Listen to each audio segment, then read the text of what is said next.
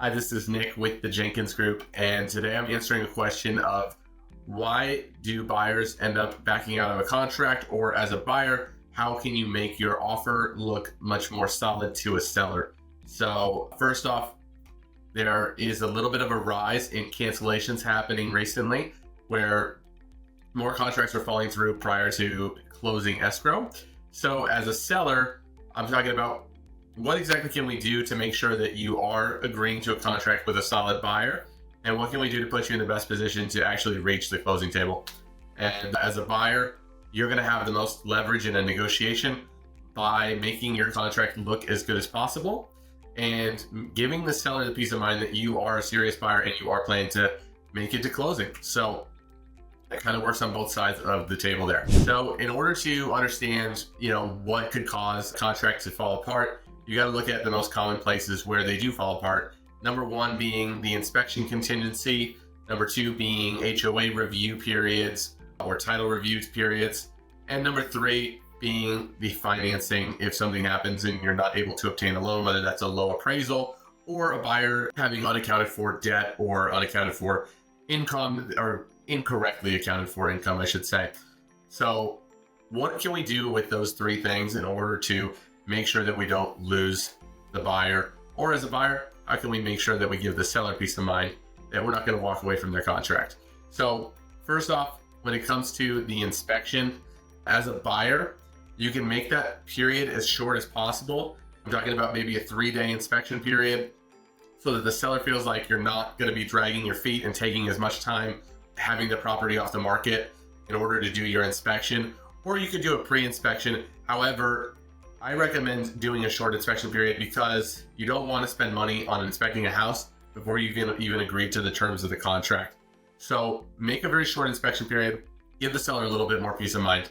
Now, on the seller side, when it comes to the inspection, you can get your property pre-inspected, and I think it's well worth it because number one, by pre-inspecting a property, you're going to have a chance to address all those issues prior to going on the market in the way that you feel is best, and give buyers peace of mind that you really do care about the property and the product that you're giving them.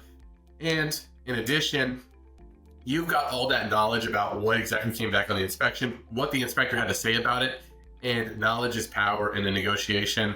So you're able to negotiate from a perspective of an informed seller. So that is my strong recommendation for both buyers and sellers when it comes to the inspection. Second is HOA and title. Now, if you're selling a property that's in an HOA, it's important to, as a seller, get that information ahead of time and provide that information to the buyer before you ever agree to a contract. There's no reason that a buyer can't review the HOA documents prior to accepting a contract so that you can go forward with the peace of mind knowing that that's not going to be an issue.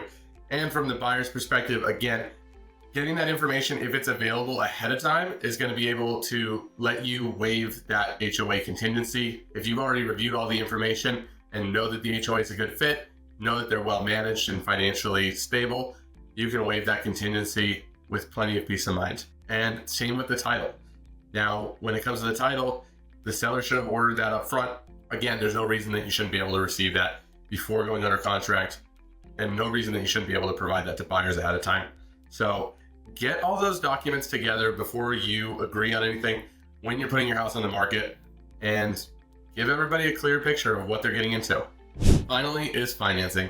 Now, financing may be one of the more tricky ones to really be able to prevent, but there are things that you can do to make sure it's as solid as possible. As a seller, if you have multiple offers, of course, review the different financing that they have and see which one's the most strong.